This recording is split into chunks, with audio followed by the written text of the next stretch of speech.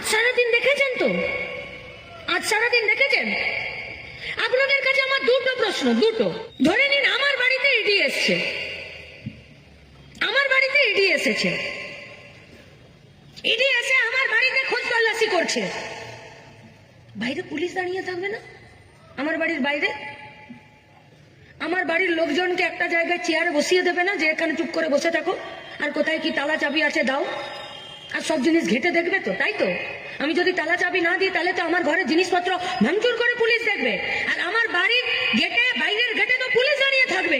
সেখানে আমার যতই পিয়ারের লোক হয় সে আমার বাড়ি ঢুকে যাবে। আচ্ছা, কেউ যদি ঢুকতেই চায়, পুলিশ তাকে জামাই আদর করে ঢুকতে দেবে? আর যদি ঢুকেও গেল, পুলিশ তাকে বেরিয়ে যেতে দেবে? ঢুকে গেল, বেরিয়ে গেল, ফাইল হার্ড ডিস্ক নিয়ে বেরিয়ে সে চলে যাচ্ছে, পুলিশ দাঁড়িয়ে দেখবে?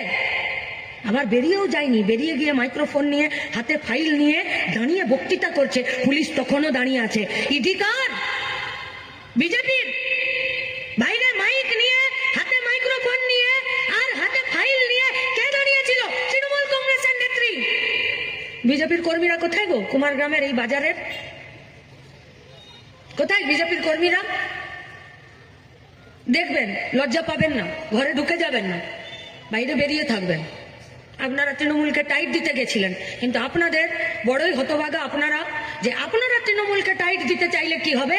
আপনার কেন্দ্রীয় নেতারা তৃণমূলকে কখনো টাইট দিতে চায় না, নইলে তো আজকে বাঘের গুহাতে ঢুকেছিল রাজ্যের মুখ্যমন্ত্রী। আজকে রাজ্যের মুখ্যমন্ত্রী প্রতীক জৈনের বাড়ি থেকে হার্ড ডিস্কের ফাইল নিয়ে বেরোলো। যদি ধরা থাকতো আর তৃণমূলকে টাইট দিতে চাইতো, আজ থেকে বড় সুবর্ণ সুযোগ কিছু ছিল না। প্রশ্ন আমাদের, কেন ইডির বিরুদ্ধে আর রাজ্যের মুখ্যমন্ত্রী মমতা ব্যানার্জির বিরুদ্ধে দিল্লির কেন্দ্রীয় ইনভেস্টিগেশন টিম ইডি, এদের দুজনের যারা আজকে দায়িত্ব ছিল ওই প্রতীক জৈনের বাড়িতে খোঁজ তল্লাশি করার, তার যা টিম লিডার ছিল, তার বিরুদ্ধে কেন পুলিশে কমপ্লেন হবে না? আর মমতা ব্যানার্জির বিরুদ্ধে কেন পুলিশে কমপ্লেন হবে না? কি এদের মিলিভগত? কেন ওদের বাড়ি থেকে ওরা ফাইল বের করে নিয়ে আসতে পারলো? তাহলে কি ছিল ফাইলে? কি ছিল ফাইলে? কি ছিল ফাইলে? তাহলে কেউ জানতে পারবে না ফাইলে কি ছিল। তাহলে বিজেপির কর্মীদের কাছে আমার একটাই প্রশ্ন, ভাই ভেবে দেখুন ভালো করে, বন্ধুরা আমাদের ভালো করে ভেবে দেখুন।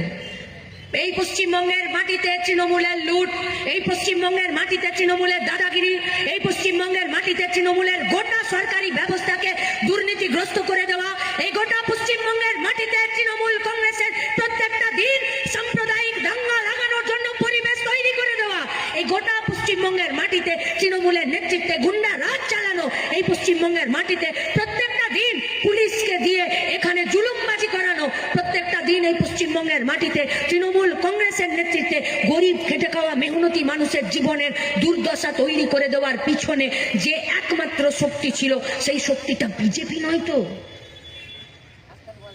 বিজেপি নয় তো? বিজেপির কর্মীদের কাছে আমার প্রশ্ন, এর আগে অনেকবার জিজ্ঞেস করেছি, আজ অব্দি কোন বিজেপির নেতা, কর্মী, নেতৃত্ব, এখানকার রাজ্যের নেতারা, केंद्र नेतारा, अरे अब तो डेली पैसेंजर की शुरुआत हो गया है बीजेपी का पश्चिम बंगाल में। आज अमित शाह आ रहे हैं तो कल मोदी आ रहे हैं।